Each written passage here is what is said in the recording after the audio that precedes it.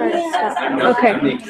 And then otherwise, everybody gets 10 minutes to. 10. Yeah. Not so you 15. won't have to, and so like discard the 10-minute card and just do the 5-3-2 Oh, okay. or 5-3-1. So this is a shorter one?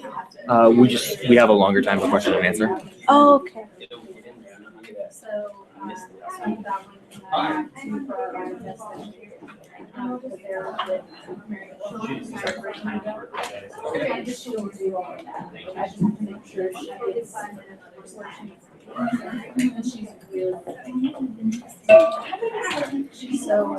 This office does not exist. We called it. So you were I came down for this. We have a trustee account. You're gonna try to get started in 5 minutes or so. In 5 minutes? Okay, all right, then I'll give them 1 minute interview. Okay. Oh, sure. Did you do it after? I do. I stay Yeah, after. Yeah. I mean, they're quite like easy too. Okay, here. Just give me the, and then I'll. Actually, are you sitting here near the book museum? You can set up here and do that, and then I just need You want to say? on the camera. on camera. We're already We'll switch.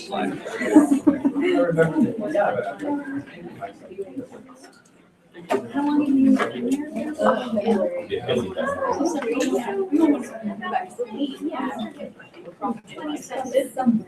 Okay, I started.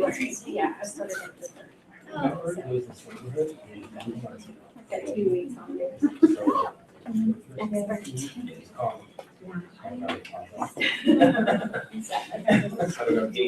I live like 5 minutes from there, and in a tiny room that I will never live in.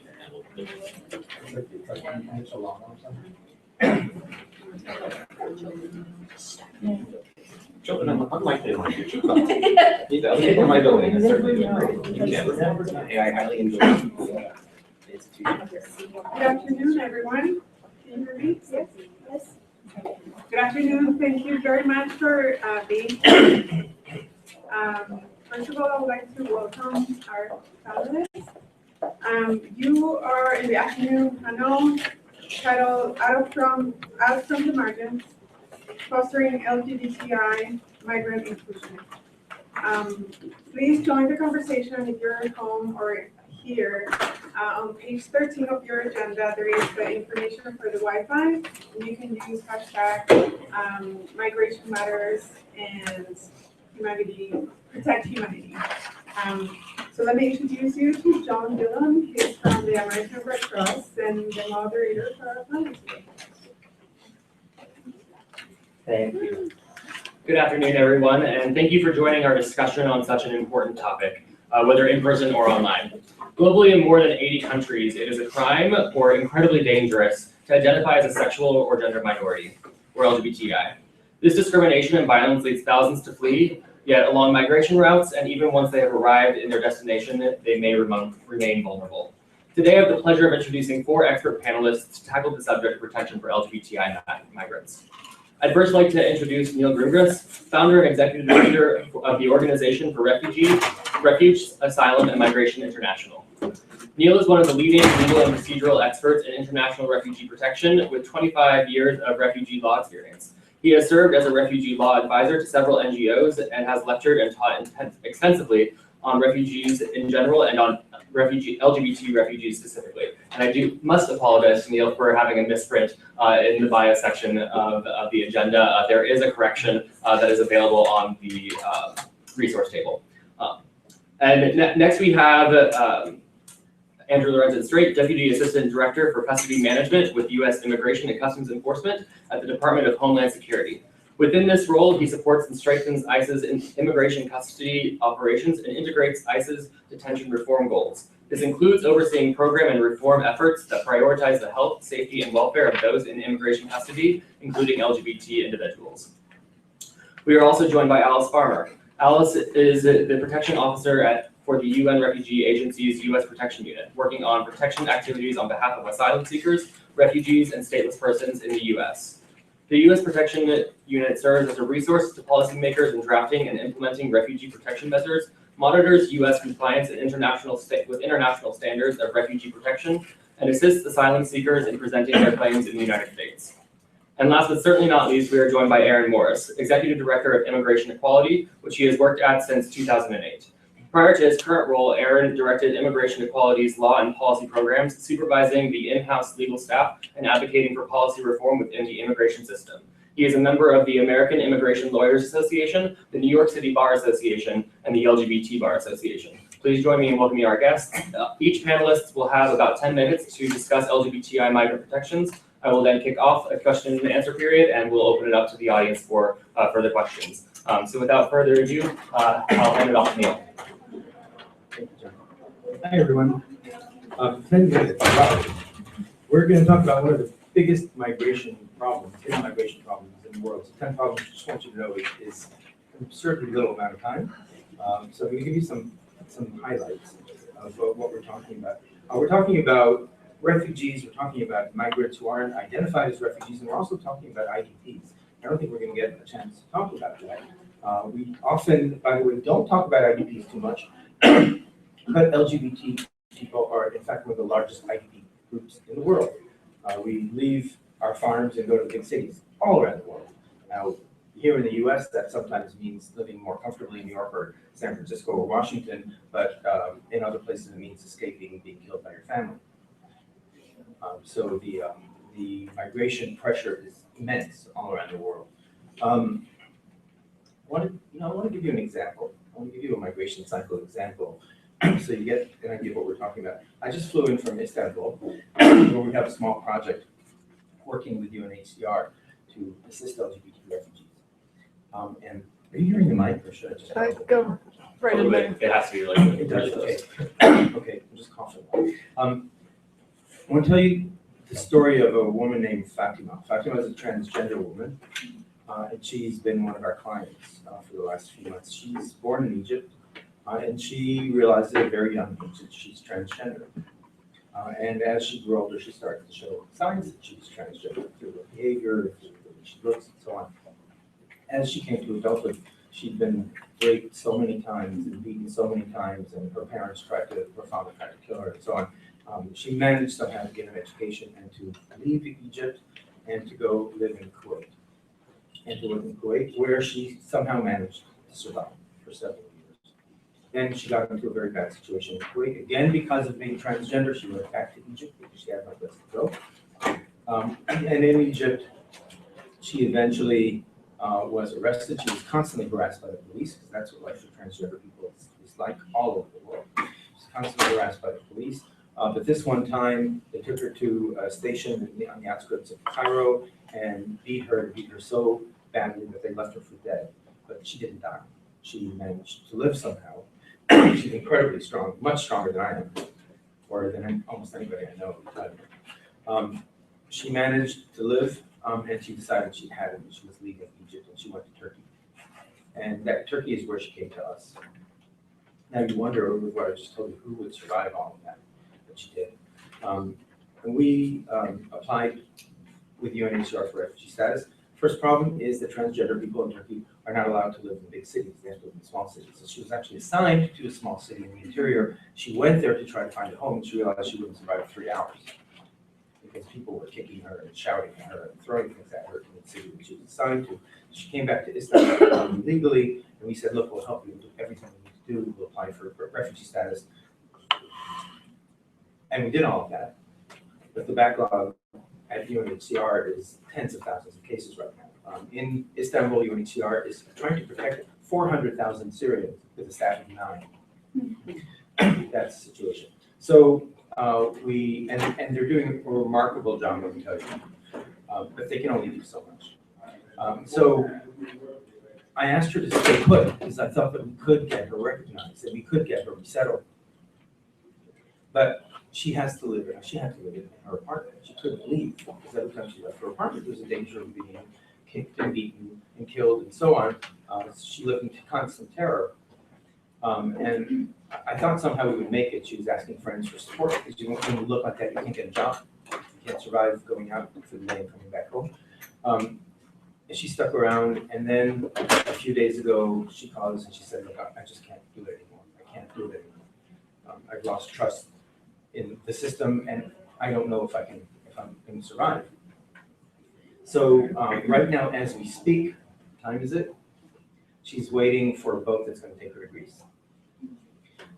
And the terror from our part is that we know that transgender people have been thrown off the boats by other refugees trying to cross the Greece. And we know what happens in the migration routes, and that she may not survive at all. So our biggest challenge right now is how do we catch her, because her phone isn't working right now. How do we know if she survived or not? And how is she possibly going to make it somewhere safe?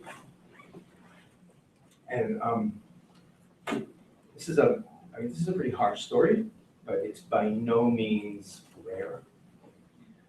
Protection gaps are immense that face LGBT people. So what do we do about it, and how do we do it?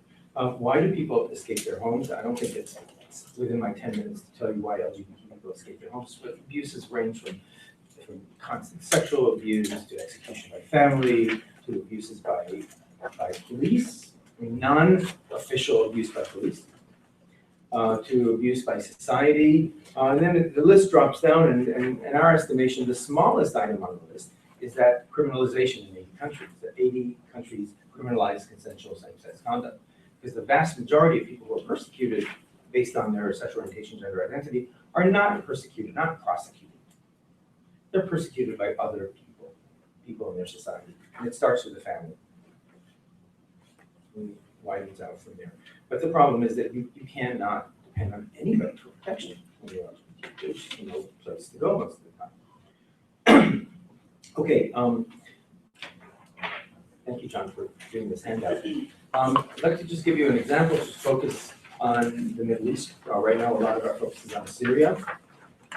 The situation in Syria is that people who live under the regime, under the Assad regime, are just subject to arrest and imprisonment, and maybe torture and prison for being LGBT. But if you happen to live under ISIS control and you're caught or turned in, or someone denounces you, whether or not you're LGBT, you can be thrown off a roof. There have been tens of cases of that in the last couple of years. And after you're thrown off the roof, if your body is still moving, there'll be a crowd waiting downstairs to stone you to death. That's the reality in Syria. So take a look at the map here. Syria is on this map. Actually, we can't keep up. On this map, the countries that are in red are the countries that have a death penalty for same-sex relations. Those countries are not necessarily the places where persecution is the worst. But they're the countries where persecution on paper is the worst. You can see there's very few places to go as a practical matter if you're migrating. There are very few places. I've told you about the reality of Fatima in Turkey. It repeats itself all over the place. Afghan LGBT people will escape to Iran, where you know there's a death penalty and 4,000 people have been executed since the revolution, but they'll escape because it's the only place they can go. So the migration options are very, very limited, and the dangers in migration are often just as severe as they were in the country of origin. The only thing you have going for you is that nobody knows you. Nobody knows about you, and you may be able to hide in your migration. And for that reason, while the world refugee migration system looks like a high majority of people actually in the displaced refugee system, under UNHCR protection or not, and relatively few people actually reaching places and applying for asylum. Are we all clear? What we're talking about? When we talk about LGBTs, it's completely inverted. And the vast majority of LGBT people will not displace to a country where they don't know what the conditions there are, or if they do know what the conditions there are. What they'll do is they'll stay at home and they'll hide as long as they possibly can until they can get a visa or get in some other way to a country where they'll be safe and apply for asylum. They'll avoid the general migration patterns of all of the refugees for that reason. Conditions that I don't think are any safer in displacement for LGBT people than at home. Especially for women.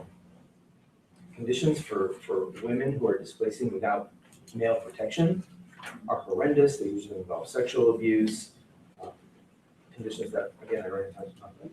Okay, how many people are really getting protection? Take a look at this infogram. I think that's what it's called. Infographic.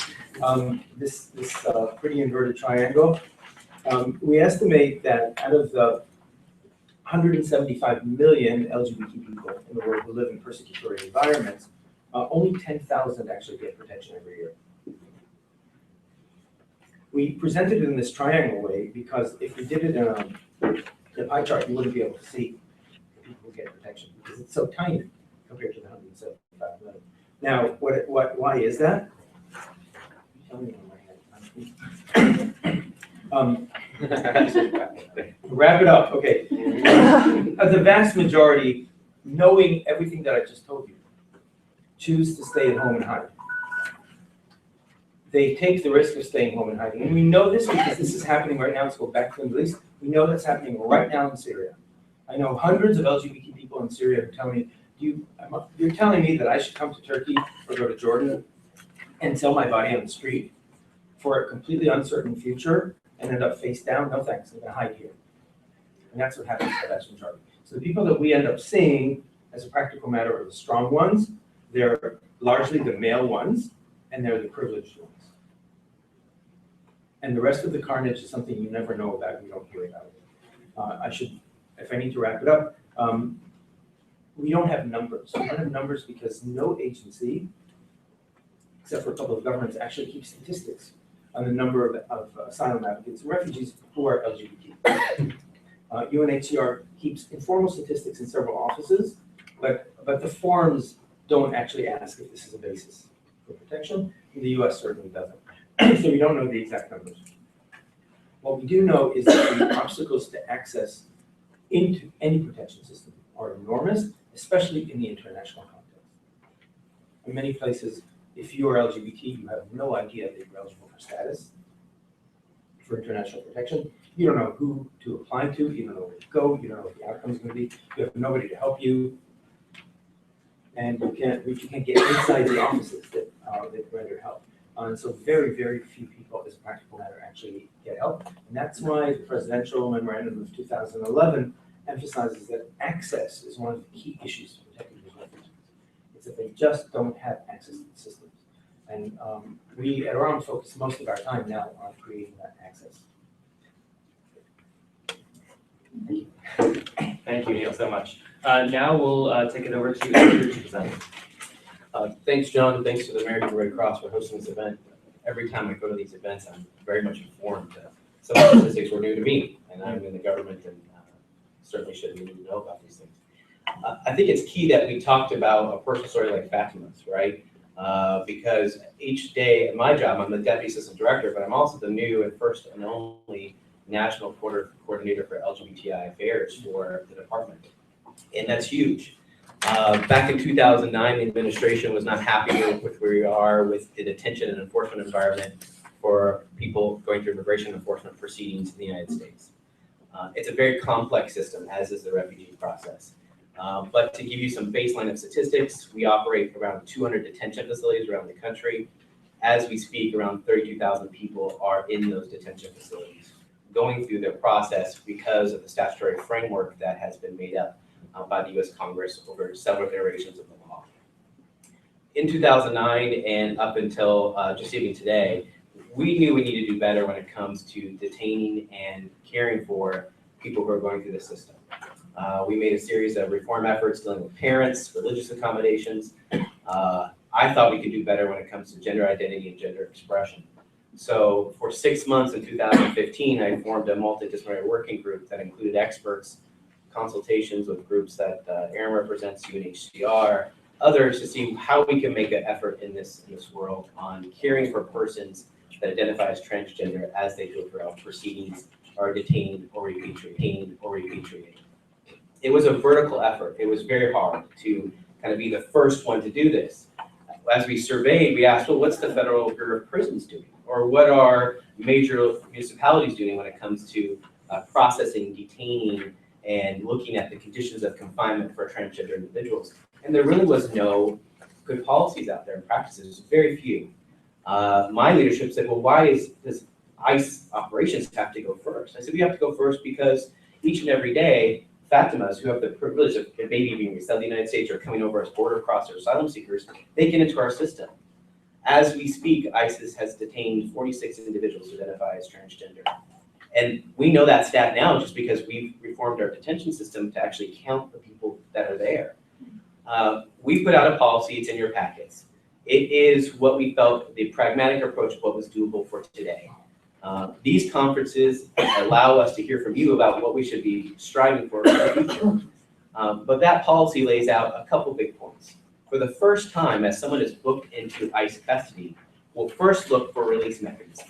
In fact, as we've started keeping the statistics since November of 2015, over 2/3 of people that identify as transgender have been released. And only a quarter have been detained because they represent a statutory obligation for detention. When that obligation lapses, we do try to release immediately. Moreover, we try to ensure as they are in detention that we look at their gender identity equities. We want to have facilities adopt our policies, this 200 I was mentioning, that we have a multidisciplinary committee that looks at someone's gender identity from a mental health perspective, medical, security, and safety, so that they can live their gender identity and be, for instance, into female housing if they're a transgender woman. I don't think you need to check gender identity at the front door of the detention center. You don't need to check gender identity at the front door of the border. And you need to give credence to that, just like we give credence to your religion, your background, your demographic, if you're a parent. And so we look at that. We are trying to ensure that our officers and our staff are informed about LGBTI sensitivity issues. I've been very privileged to work again with a wide array of stakeholders, and I formed a focus group. Aaron was part of that, and we looked together at creating a multi-dimensional video that, in fact, this week was deployed for the first time at our detention center in Farmville, Virginia. We're trying to train all of the 8,000 men and women of operations about LGBTI sensitivity issues, making sure they understand what the difference is transgender and sexual orientation, making them understand that the violence these people are fleeing, what their issues are with the asylum cases. We want to train all those individuals by the end of the year. We're very grateful for the stakeholders to contribute to that video. In fact, we're going to be demoing that video in April, and I will certainly relay to Mr. Dillon here that invitation for anybody in the room that'd like to see it. We also want to ensure that these don't become statistics, that each of these cases, I mentioned 46, well, those are Fatimas, those are Carlos, those are lots of individuals. Each day I have a staff that is guaranteed to look at each individual case, look at their conditions, where they are in the detention environment, look at release mechanisms, look about what their medical care is, access to hormone therapy, access to their family, access to counsel, all the very important equities. And we look at these because it's very important that we make the right and appropriate decisions according to policies and practices. It's also important that we liaison with groups like Unhcr and others to make sure that's a well-informed opinion about what we do. We are very much trying to ensure that if you have to be in the care and custody of ICE, that your gender identity can be taken into account and that you can reflect into that. We have a wide array of ways to contact us about this, especially if any one of our centers. We have a dedicated pod in Santa Ana, California. It's by no means at the platinum standards. We're trying to make it better each and every day. We want them to sign on to this contract modification that allows for the best practices to be employed fully.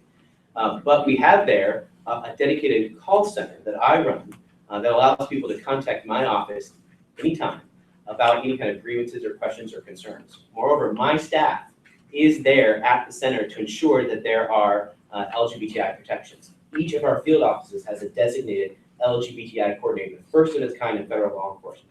That's the persons we first trained. We also want to make sure that people have access to justice, that they have access to counsel, they have access to their family.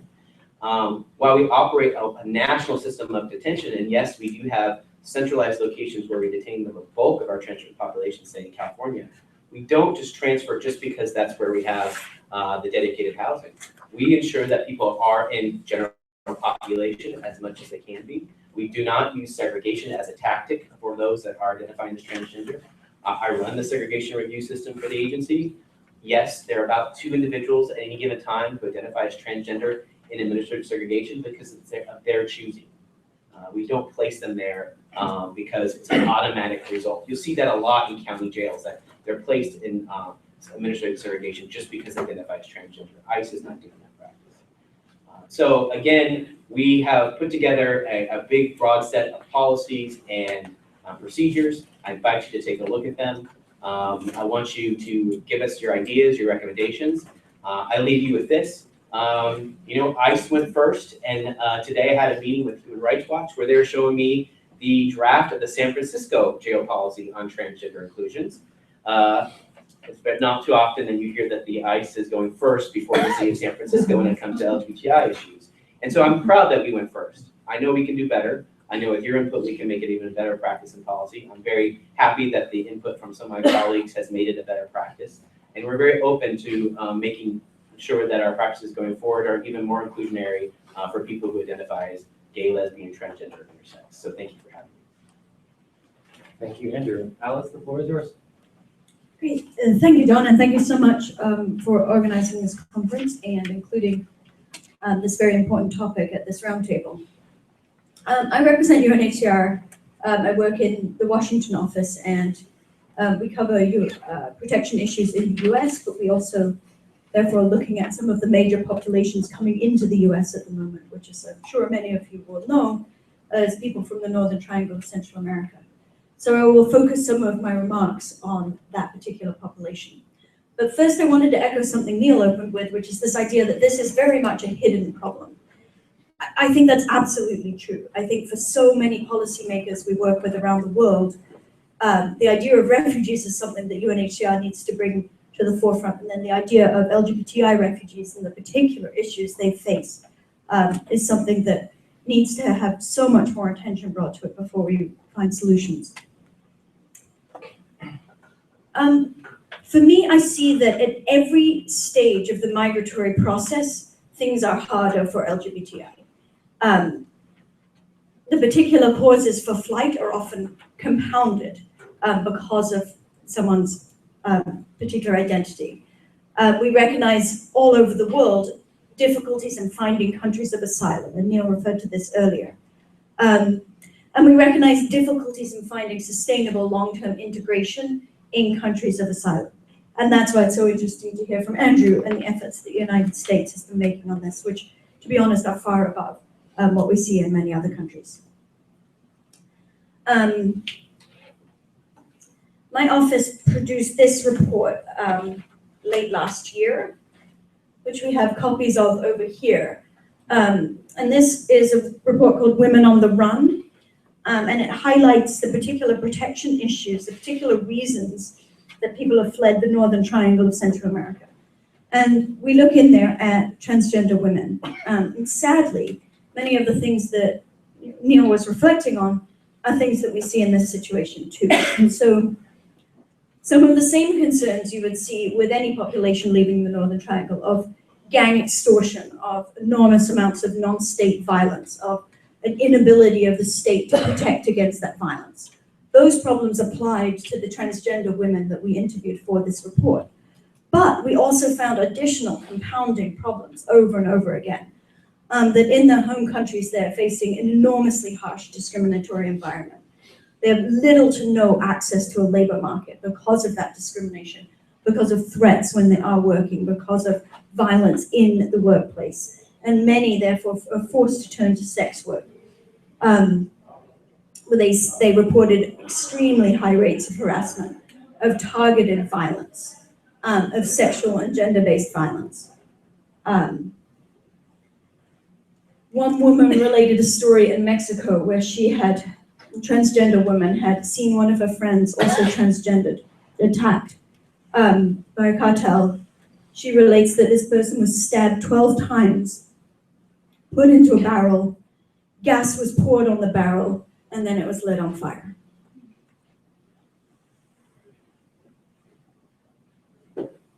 There's no response to that. And we see that compounded in a lack of state protection over and over again. Not just in terms of the same levels of a lack of state protection you see with other populations, but additionally in that the police may be more disposed to harass this population anyway, that there is collusion between the police and non-state armed axes when it comes to targeting these sorts of groups. And then in countries of first asylum, we see problems repeated again and again. The story I just related from Mexico, this was a woman from the Northern Triangle who had tried to find asylum first in Mexico. We hear reports of abuses by immigration authorities in countries of first asylum, that when people flee, including to Mexico, that the authorities there may be part of the people continuing to perpetrate abuse. Likewise, trying to find a place to integrate into a new society in some of the countries of first asylum for people from the Northern Triangle is not a viable option, that in certain parts of Central America and Mexico, they will continue to face harassment even after they fled their home country. So what next? I think we need to recognize the enormous difficulties in long-term integration for people, for LGBTI individuals. And I think this is what was so interesting about that 10,000 number. Exactly, it is so hard to find meaningful, sustainable protection. And in the United States, I think, I've worked in a number of countries around the world. In the United States, we have an enormous richness of civil society here.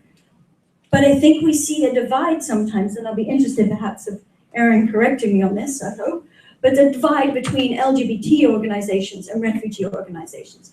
And we're not doing a good job of trying to make sure that LGBTI refugee issues are mainstreamed into refugee work. That's on UNHCR too. That's one of the things that we're trying to pay more attention to as we move forward with our US protection work. So I want to take a little step back and talk about UNHCR's response to LGBTI migrants globally. My colleagues in Geneva recently produced this report, which I do have a few copies of if you're interested. It covers, it's an assessment of 106 operations that UNHCR is running around the world, and looks at the efforts that we've been able to make with our partners to try and protect LGBTI refugees and asylum seekers, trying to identify good practices and also to identify the enormous holes in our own operations and in the partnerships we make with governments around the world. Many of the issues I just outlined for the Northern Triangle and some of the things that both of my colleagues referred to earlier are things that are reflected in other countries, in other operations that we work in. So this, we hope, this came out this year, and we hope this will be a blueprint for us to be able to bolster and mainstream LGBTI work throughout all of our protection programming in Africa, in Asia, in Europe, in the Americas. We're looking at trying to incorporate safe spaces and trying to really strengthen our partnerships and networks with organizations that are already doing this kind of work, trying to increase their capacity to respond. We are trying to build a better data system because we want to have a much better understanding of the scope, the scale of this problem. We want to be able to take that data to governments and push them to work differently.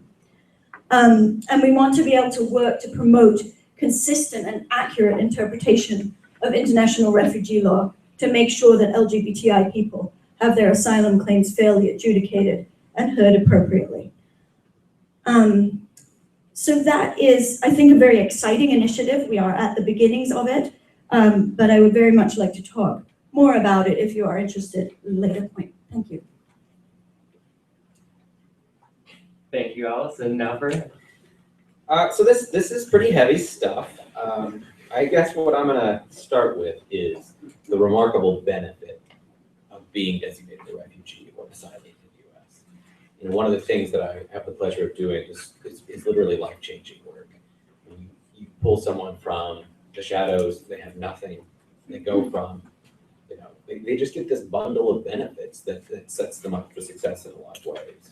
They get legal status. With that, they can get a work card. With, you know, after a year of asylum or refugee status, you get a green card. Like, it's this pathway to citizenship that's really unusual in American immigration law. And it's something we celebrate at Immigration Equality almost every day. We have an open docket of about 700 cases for LGBT immigrants from 37 different states. We do affirmative cases, so people who voluntarily file for asylum. We do defensive cases for people fighting deportation. We do a lot of detention cases. And we see certain patterns there, right, that are different for LGBTQ people than from the general population. I always really respect that Andrew comes to forums like this. In some ways it's like, it's easy to scream at ICE that we have a fundamental, I think, disagreement about whether and when LGBTQ people should be detained. They are 10 times more likely to be sexually assaulted than the general population. We have a 99% success rate in defending them from deportation, which is astonishing, right? Some of that has to do with access to counsel, but a lot of it has to do with what Alice and Neil are talking about, which is that there are just so many fundamentally unsafe that if you come here and you actually make it here, you've got a really strong chance at winning asylum or withholding a removal or other things that we can talk about. On the detention issue, I'm always happy to work towards improving the conditions of confinement. There are a lot of problems with that system. Healthcare is a big issue, not just for LGBT people, but for everyone, but especially for transgender people. For someone who's been in the US for many years, who maybe gets picked up by ICE somewhere along the way, there are some severe detriments to going off hormone therapy. To ICE's credit, we've heard a lot fewer complaints about HIV/AIDS care, but for a long time, people were transferred so often, and you have to wait to see a doctor, that they would be interrupted in their retroviral therapy. So there's a lot of room for improvement there. One of our biggest concerns is involuntary transfers to a transgender-specific pod. This has happened to a few of our clients. I know ICE and Andrew are working against that, but there's often a pretty big disconnect from what sort of progress is being made in headquarters as a matter of policy and what we see every day on the ground. It's complicated. There's a lot of training that needs to happen. There's a lot of homophobia, biphobia, transphobia that's both in the staff sometimes and in the general population of people that the folks are being held with. I can talk for days about the nuts and bolts of asylum. I'm happy to do that. There's, the biggest impediment, I think, to most people is that you have to file for asylum within your first year of being in the US. And ignorance of that rule does not excuse the rule. And so part of the battle is to help someone to explain either why their life is different now, and they're violent now for some reason, or to show some incapacity. And that usually has to do with health status, or if someone's been suffering from severe trauma-related illness. I think there may be a there. But when you're counseling somebody who's come to the US, who has a voluntary claim about whether to file for asylum or not, you're really putting them in a situation where you help them to weigh the risks and the benefits, because as I said before, the benefits are remarkable, but the risks are pretty high too, right? So if you're living here, if you're an LGBT person, you want to improve your life, there's some real risk of being deported if the government does not grant your application for asylum. And you really put them in a position where if you go to the asylum office and they refer your case to immigration court because they don't want to grant asylum or don't feel they can, then you are put in a position where the government has a lawyer to defend its interest and to try to convince a judge to deport you. And if you're lucky enough to have a lawyer, which most people are not, to have that lawyer put forward your claim, but most people have no lawyer, right? It's daunting. The delays are remarkable for affirmative cases, so voluntary asylum cases. If you filed today, in the 11 or so asylum offices around the country, you'd wait 2 years on average. In LA, you'd wait 4 years.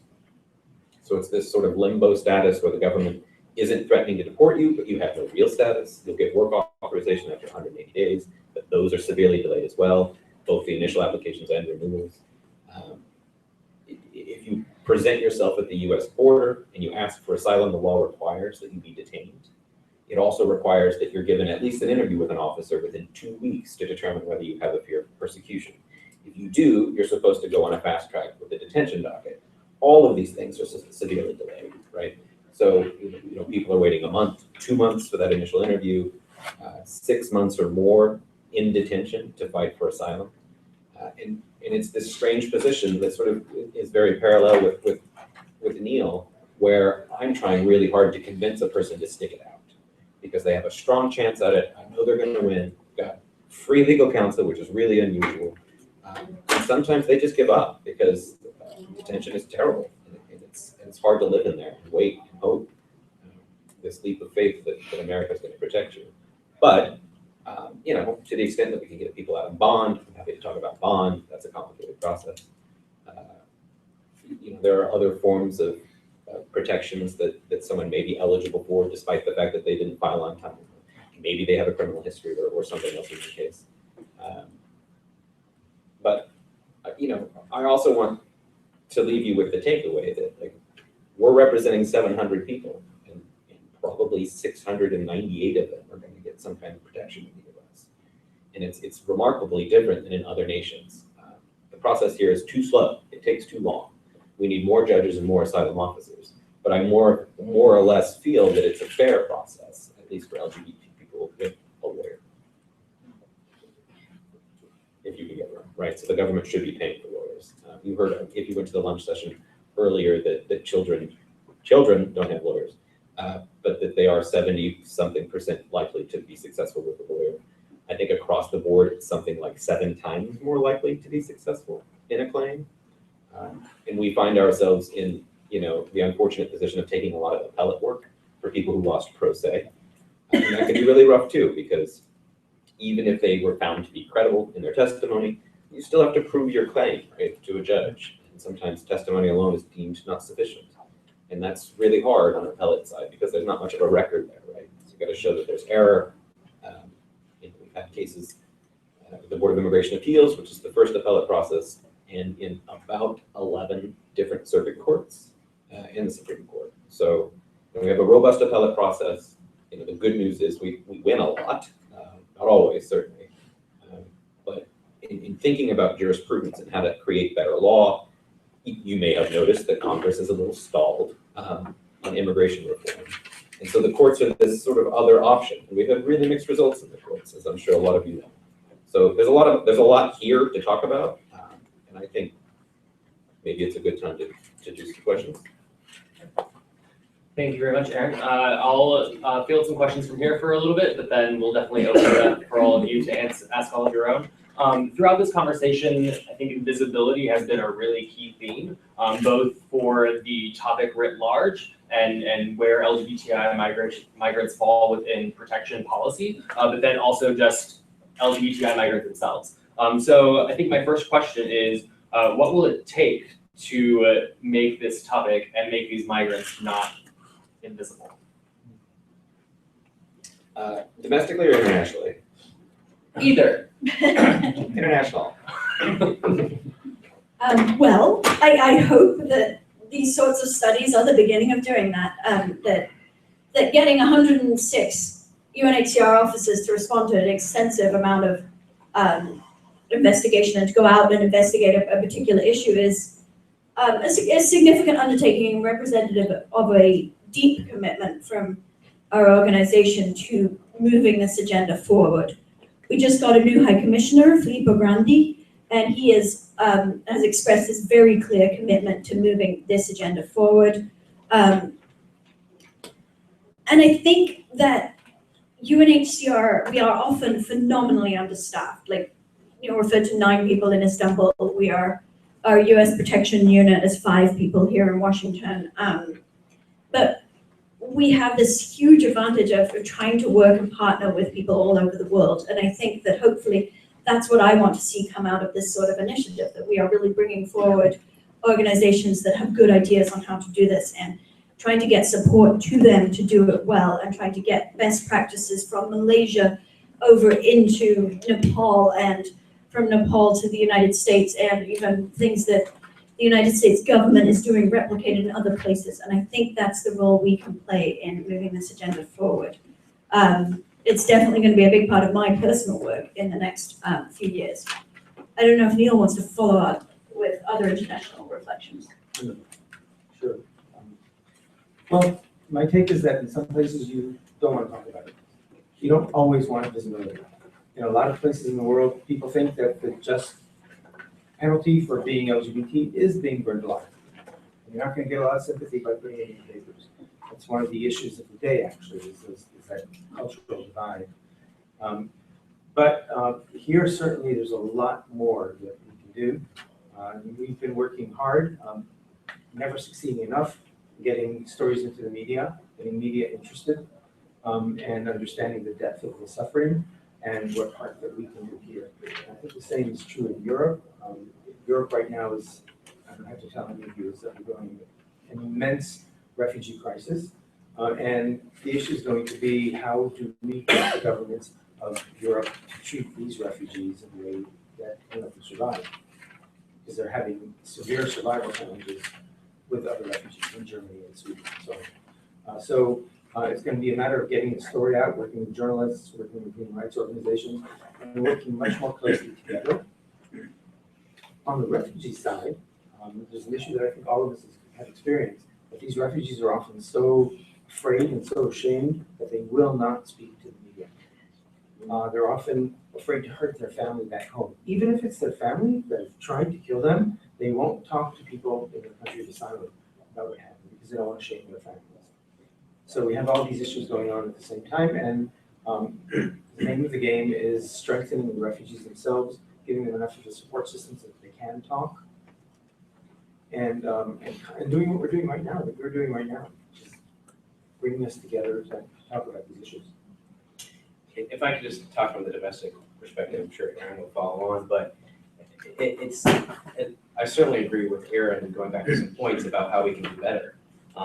I will note though that for the first time when people come into the ICE system, the strong majority of our cases when they're in detention because they need to because of the statutory obligations, which again, I think we all agree the administration should be changed. Majority, it's the first time they've had access to hormone therapy. The government is giving them access to hormone therapy because it's either a medical or mental health need. That is very much something we should be doing. We have been doing that since 2011. For me, it's important as the national coordinator that you don't check gender identity and sexual orientation at the border. It is just as fundamental of who you are as a person as your religion, your demographics, etc. And the U.S. government has a responsibility for you to express that when they're taking that ultimate act of putting you in custody. And we need to train our staff to mitigate against entrenched and or perceived trans or gay phobia.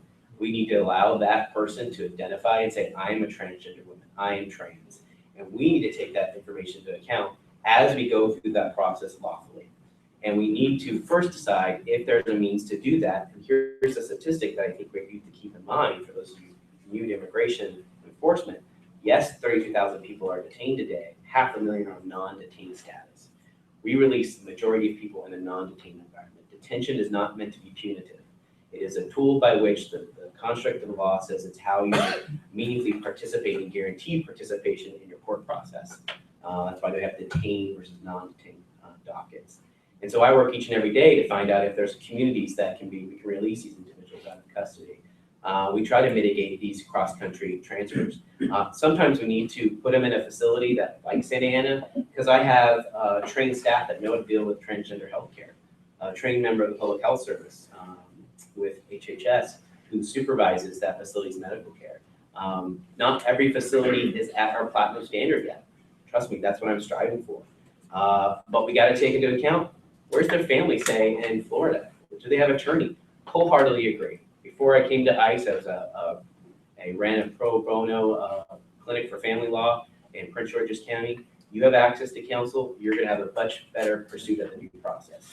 That's why I want to increase legal access for everybody in ICE detention. So the thing about getting out of the shadows is allowing the U.S. government and its officials to ask these questions, allow them to express it, and immediately take that into account as we do the ultimate authority of processing, detaining you, and going through the system.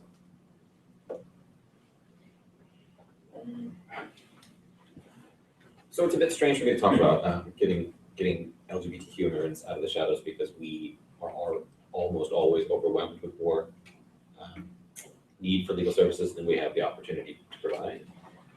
But what I can tell you is that most of our referrals come through other social services, other LGBT nonprofits, community centers.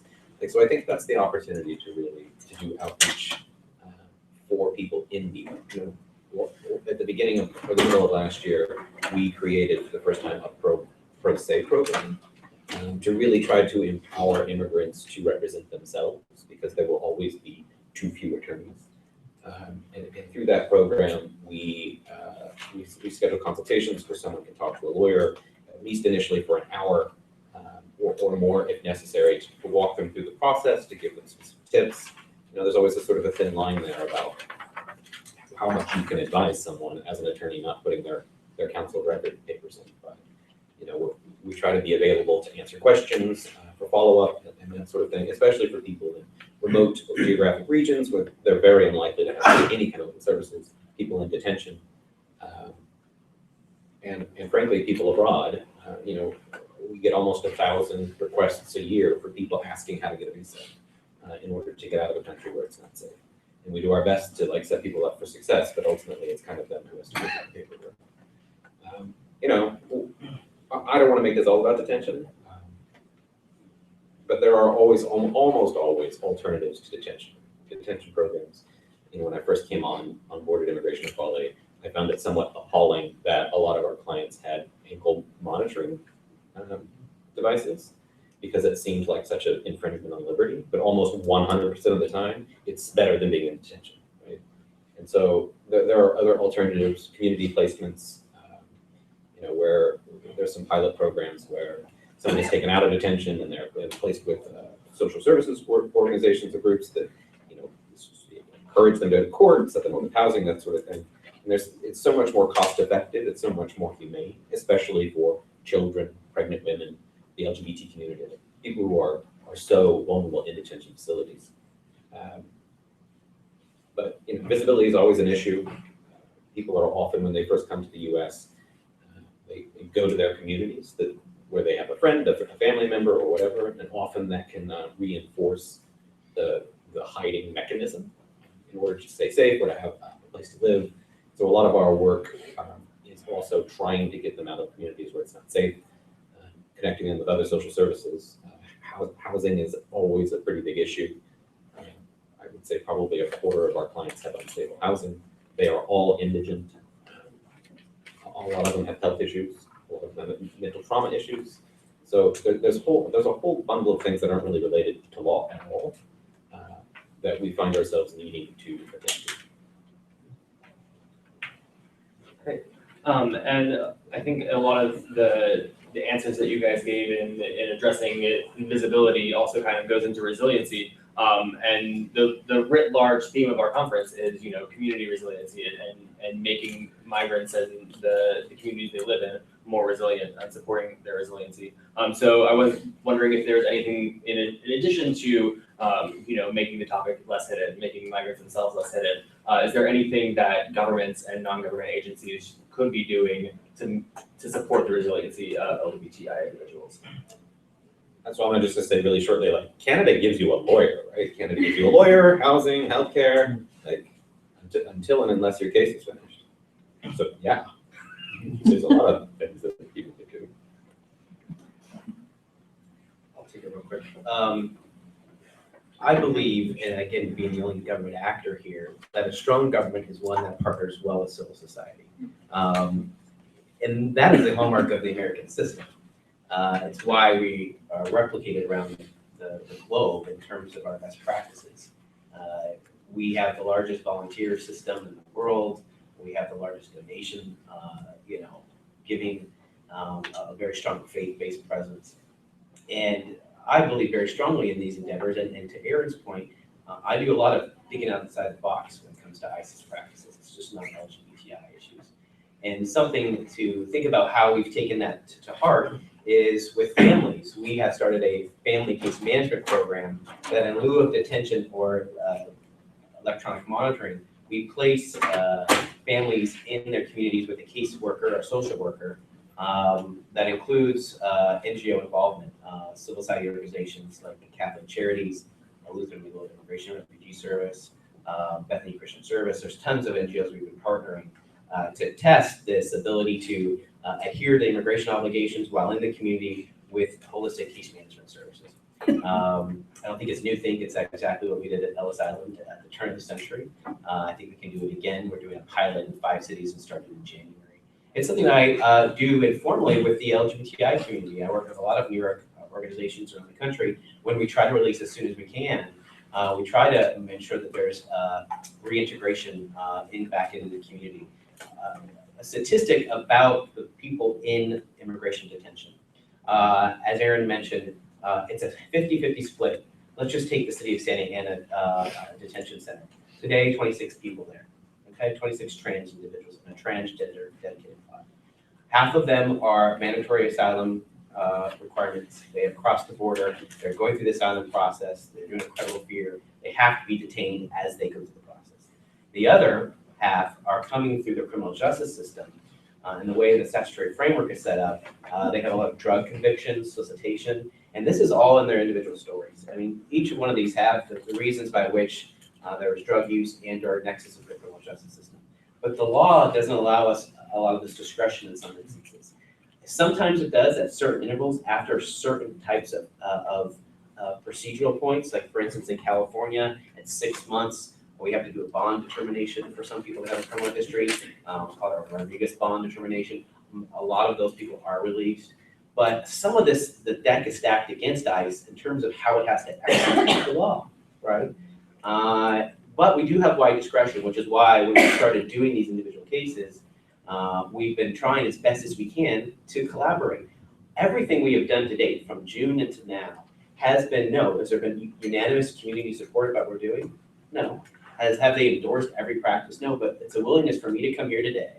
It's for us to share draft policies, for us to share draft training materials, and to invite community perspective. Moreover, we have an access policy that lets any member of the U.S. public to go visit our centers, to report what you see, take it back to local ICE or headquarters, and tell us your individual recommendations. And everybody in this room has the opportunity to contact me, my cards in the packets, to you to say, hey, I'm a member of the public, I have recommendations, I am an organization. Again, civil society with government blends the best public policy. It's been the hallmark in the United States, and it'll be the hallmark of our reforms in the future. Good time. The question is about resilience, building resilience, right? I think the answer to this one doesn't lie in this room for the most part. The answer for how to build resilience. We found at the end of a very long day of studies that the issue is largely economic. Maybe that will be shocking for you. The vast majority of these refugees or migrants will stay home if there's any way to survive at home. They don't want to leave. It's even harder for them to migrate than for most other refugees. They want to stay home. The question is, first of all, how can we help them sustain themselves? Because we're not going to start an international aid organization for everybody who's LGBT around the world. How can we build systems that will let them support themselves? Generally, for LGBT people around the world, but specifically for refugees. And here in the US, we have the work permit issue and a lot of other issues. A lot of the refugees tell you the hardest things, they arrive and they have no place to sleep, and they have nothing to eat, and they have no place to work, and they can't work until they get a work permit. We find abroad the situation is even more severe, and that many people are forced into sex work. And then later we have issues of HIV and a whole lot of other things we don't have time to discuss. So we're actually focusing more and more now on building partnerships with the private sector to create channels of employment for people where these refugees can work and sustain themselves.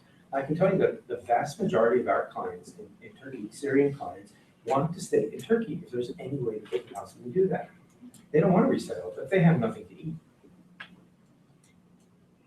So the answer is going to lie for many people in giving them that alternative. Did you want to? I have nothing, very good points already. And while I have a million other questions to ask, I want to give everybody else the opportunity to ask any questions that you have. So do we have questions within the audience? Yes.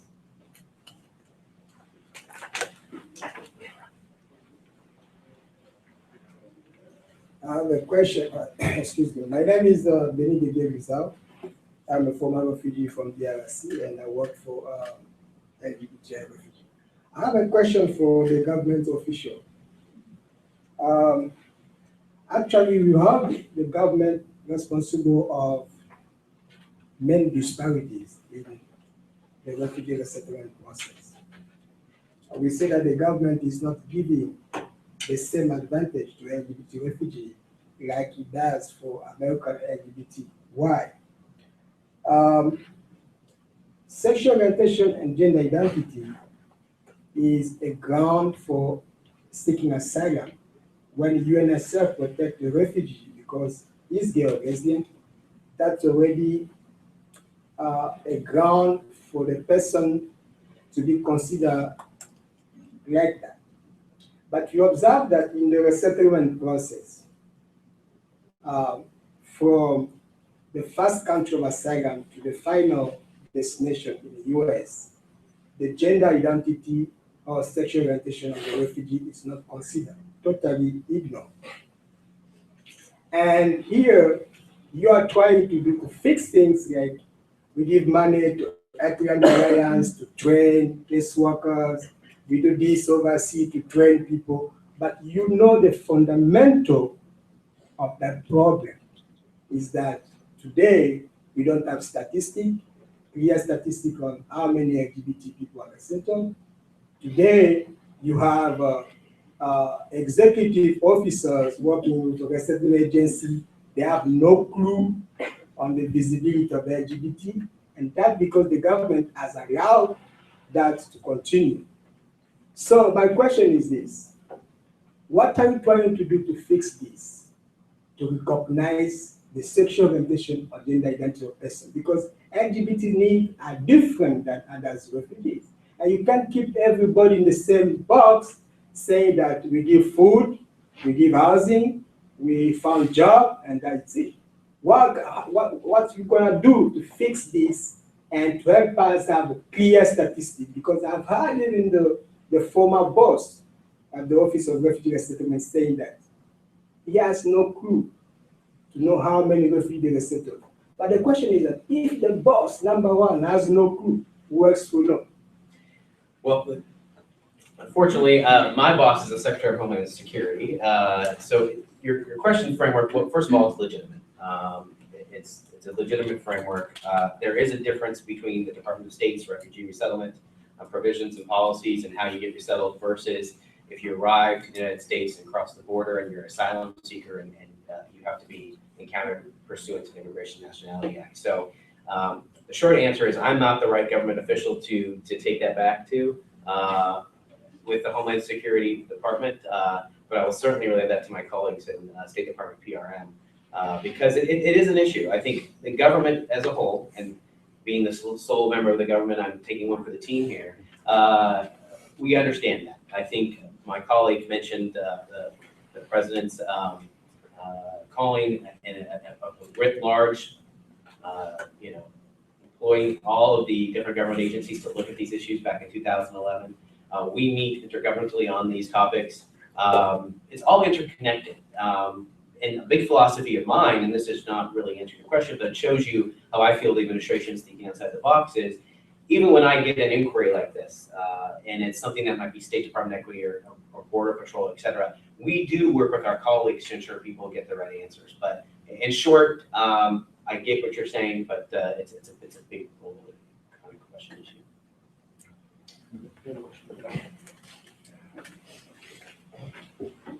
It's not really a question to respond. I'm with the Department of State. Oh, good. I was trying to be under the radar, but my name is Tim Ireland. I manage the Syria humanitarian portfolio with PRM, the State Department. So I don't really work on the admissions issues, but I am somewhat aware of the admissions issues. I think it goes a little bit toward what Neil and Alice were saying before. We have to remember that a lot of refugees who find themselves in the front refugee countries do not want to be identified as LGBT refugees. So that's something that's the first step, the first challenge in many countries, not just in the Syria context. The second step, they don't want to be identified for many reasons. Within the LGBT community itself, their families, they don't want anybody to know that they're LGBT, even when they get resettled in the third countries. There are some statistics for those who do identify themselves. I believe there are some statistics on admission as to how many, and you might know this, I don't know, of how many specifically LGBT individuals have been admitted. If they do, I know that if they do identify themselves as LGBT, they automatically fall into the most vulnerable category. And then as we work with UNHCR, as we work with international organizations, the most vulnerable refugees are the first ones who are considered for resettlement. Something to remember also that statistically 1% of refugees get resettled. Most of them either stay in the countries of first asylum or go back to their countries if the situation allows itself. So the resettlement itself affects a really tiny number of those refugees who flee their countries. I don't know if it answers your question. What is important, I think, also is there is a tremendous amount of attention nowadays that is being paid to these issues within the Department of State, for example. There is an office within the Bureau of Democracy, Rights and Labor. There is an office of LGBT issues headed by Special Envoy Randy Perry, which specifically deals with LGBT issues worldwide. I know he's gone to Turkey. I know he met a group of 30 refugees and had a conversation in Istanbul with them. PRM itself has a number of programs and gives funding to a number of NGOs working, including ORAM, working in Turkey, working in Lebanon. And we work closely with our international organizations partners like Unhcr to ensure that LGBT issues get the attention that they deserve. Thank you. Any other questions from the audience? Okay, group. Well, then I have one final question, if you guys will humor me. With the election on everybody's mind, and what election? Is there worry about how policy in the US might change for LGBTI migrants, depending on the outcome of that? Andrew, how are you going to answer that question? Well, I'll start because my answer could be the briefest one. We obviously get this a lot because a lot of what we've done has been administrative and has been done by executive policy decision. All I can say is these are pragmatic policy improvements that when we have implemented them have shown to work, have shown to benefit, and have shown to further and promote not only the missions of ICE or CBP of the department, but adherence to the current framework of law. So regardless of what happens in the future, these are pragmatic approaches that aren't shooting from the hip and aren't striving for, the big stuff has to be done by the people on the big hill. And that we are making small improvements towards meaningful change that I think pragmatically, from a reasonable person perspective, should continue. I'll answer this quickly with a bit of a plea. I'm an international lawyer. My job is to try and track and influence how international law develops. And one of the things we look to in refugee law is how the United States is doing it, because this is one of the world's biggest countries in terms of its asylum jurisprudence. It's one of the biggest countries in the world in terms of its influence on refugee policy globally. What everyone in this room is doing matters, not just within the borders of this country, but within how we deal with these problems worldwide. So I want to kind of put that forward as both a thank you, but also a consequence of what happens on the big hill really matters a lot, but also what happens in the US courts matters a lot. I passed through Germany on the way here and I saw the issues, the cataclysmic changes politically that the refugee issue is causing nowadays. In Germany, we're talking a complete turnover of government, loss of power by the CDU probably, and the rise of the extreme right wing. This population, we have to remember this population is sitting on the same boat as all the other refugees. So we need to have a broader lens. With that said, I mean, for all of us are aware that some candidates, if they make it to the White House, might actually have somewhat of a detrimental effect of the love for LGBT refugees and the care for this issue, as for other refugees. But I have to say that knowing all of that, I still think that 90% of what we have to do is not within government's hands. It's in the community's hands, sometimes it's within individual hands, it's within the hands of the agencies. An agency like Unhcr can be really the Unhcr receives a lot of its funding from this government, and our government's emphasis on LGBT issues would have a direct effect on Unhcr's ability to actually execute pro-LGBT protection policies. And that's something that we need to be very watchful of. But even so, I've come to the conclusion that there's a lot more that we can do as a community and as individuals and as businesses to assist these refugees, as all refugees. Yeah, I will say that I work for a nonpartisan nonprofit. So I'm just going to attack, I think, a bit of the rhetoric that we've heard. It's gotten really ugly in a lot of ways. Anti-Muslim sentiment, anti-immigrant sentiment, anti-Mexican sentiment. All of those things set the tone for a dialogue that's coming, right? About whatever happens with immigration reform.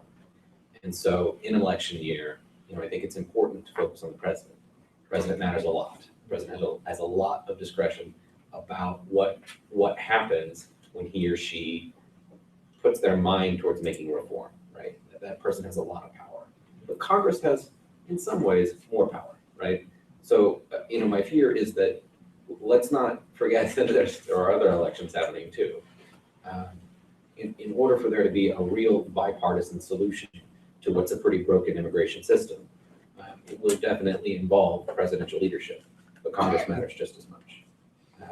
And so, I would like to see the dialogue change in the coming elections so that it isn't castigation of immigrants, castigation of refugees, because that really sets the pavers or the stepping stones of when comprehensive immigration reform happens. You start at the bottom and then you have to scrape your way to the top. And so, my fear is that when we get to reform, we won't be starting from the middle. So it matters a lot, I think, both as a matter of practicality and I think as if you think about that as a dialogue. Great. Thank you to all of our panelists today. This was a really wonderful discussion. And thank you to all of our audience members. I think there's a really great call to action from everybody that was on the panel here today for all of us to go back and really make sure that LGBTI migrant issues do not remain hidden and do stay in the forefront, and that we do ensure that they're pushed for and their protections are ensured. So thank you all for joining us. We do have a small token of our piece of gratitude for all of our panelists. So I'll go grab those and I'll turn them back over to Monica to make a quick announcement. Well, thank you very much.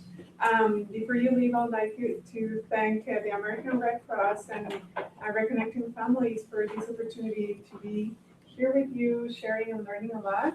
I represent the Centro Sols, the Centro for Latinos, Johns Hopkins, and I'm really honored and happy to be here. I want to thank the panelists. It was such an eye-opening and informative session. Thank you very much. I have tons of questions, but I was like, I'm not gonna. Thank you very much. I feel that the LGBTI community is among the underserved population, and there is a lot of work to do. We work with Latino immigrants, and we see, because of the stigma and all the barriers and issues that they are facing when they come to the U.S., that these populations are such afraid and hidden, and we have to work together to help them. Thank you very much, and enjoy the closing remarks and the company. Thank you. Yeah. Thank you.